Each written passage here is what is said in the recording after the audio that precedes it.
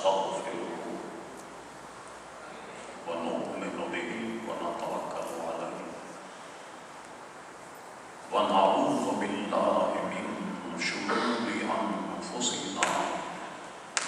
ومن سيئات أعمالنا من يهده الله فلا مضل له ومن يضلله فلا هادي له ونشهد أن لا إله إلا الله وحده لا شريك له ونشهد أن سيدنا ومولانا محمدا عبده ورسوله بالهدى ودين الحق ورسوله أما بعد فأعوذ بالله من الشيطان الرجيم بسم الله الرحمن الرحيم إن الذين آمنوا وعملوا الصالحات كانت لهم جنات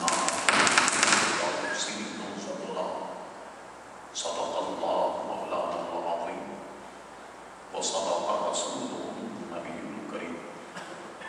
إن الله وملائكته يصلون على النبي يا أيها الذين آمنوا صلوا عليه وسلموا تسليما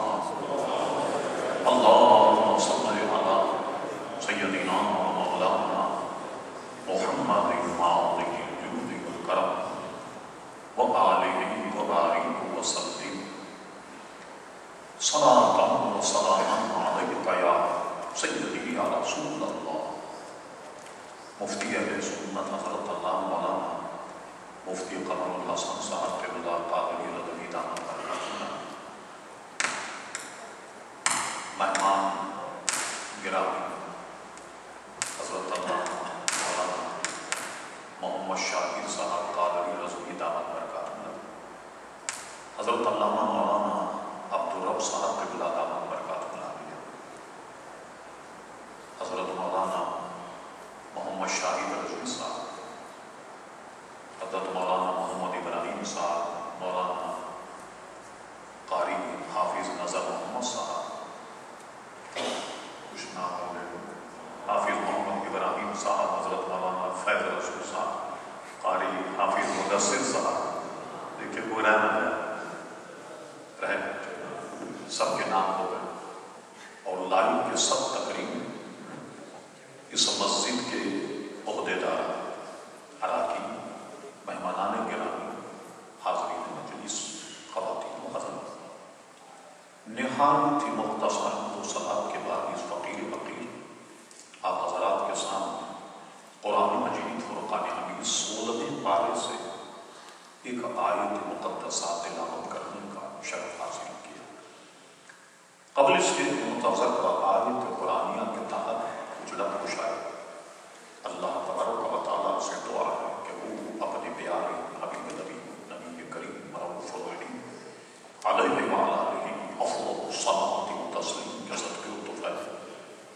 مجھے حق کہنے کی توفیق عطا فرمائے ہم تمام حاضرین اور شرکاء محفل کو اللہ تبارک و تعالیٰ حق سن کر حق کو قبول کرنے کی اور اس پر عمل کرنے کی توفیق عطا فرمائے یقیناً آپ نے مجھ سے قبل ایک بھرپور نوجوان عالم دین کا خطاب سماعت فرمایا میں تو بولتے بولتے بوڑھا ہو گیا تو میری تقریر میں وہ جان نہیں جو نوجوانوں کی تقریر میں آپ کو سن کے حیرت ہوگی کہ مجھے تقریر کرتے ہوئے 49 برس ہو گئے ظاہر ہے لوہا بھی ہوتا تو کس گیا ہوتا میں تو ہڈی چمڑے کا بنا ہوا مگر حضرت علامہ مولانا مفتی قمر الحسن صاحب نے تعارف کرایا میں ان کا ممنون میری کتاب کا بھی تعارف کرایا میں اس لائق نہیں لیکن مولانا کے ان تعارفی کلمات کو میں سمجھتا ہوں کہ میرے لیے دعا ہے کہ اللہ تبارک و تعالیٰ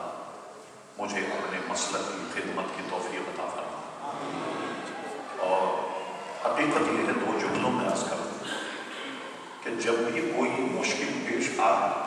تو آدمی اپنے بزرگوں کے مسلک پہ ڈٹ جائے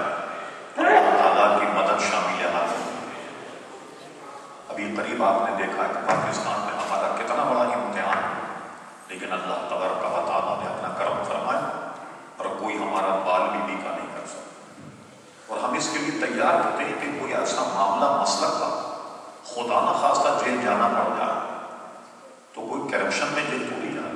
تو امام اعظم پر بھی گزرا، یوسف علیہ السلام کی سنت بھی۔ اور ہم تو یہ ارادہ رکھتے ہیں کہ ہمیں باہر تو آرام ملتا ہے،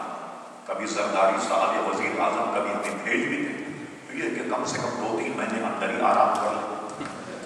کوئی نئی کتاب لکھ دیں، تو اس سے بھی گھبراتے نہیں، اللہ کی مدد شامل حال ہوتی۔ اعلیٰ حضرت امام اہل سنت مولانا شاہ احمد رضا خان فاضل بریلوی رضی اللہ تعالیٰ عنہ، جب کسی نے سوال کیا کہ برطانوی راہ جس کی حکومت میں سورج غروب نہیں ہوتا، آپ اس سے مخاصمت لیں، آپ اس کے سامنے ڈٹے ہوئے، کیا آپ کو ڈر نہیں لگتا، کیا خوف نہیں لگتا؟ امام اہل سنت یہ جواب دیتے، بات یہ ہے کہ جن کے دین کی تائید میں فتویٰ دیتا ہوں وہ میری تائید کرتے ہیں، جب وہ میری تائید کرتے ہیں تو احمد رضا کا بال بھی بیکا نہیں ہوگا، ہم اس مسئلہ کے ماننے والے۔ اب آئیے بھرپور خطاب آپ مولانا محمد شاکر رفیع صاحب سے سن چکے، اب تا وقت مناسب کچھ باتیں جو اس وقت میرے ذہن میں ہیں وہ میں انشاءاللہ آپ کی گوش گزار کرتا ہوں۔ ہمارا دین عمل کا دین ہے، زبانی جمع خرچ کا دین نہیں، عمل کا دین۔ آپ اور فرمائیے جو اسلام کے 5 ارکان، ان 5 میں سے 4 کا تعلق عمل سے ہے، 1 کا تعلق زبان کے اقرار سے، لیکن یہ نہیں سمجھیے کہ زبان کا اقرار یہی اس کی اساس بھی ہے۔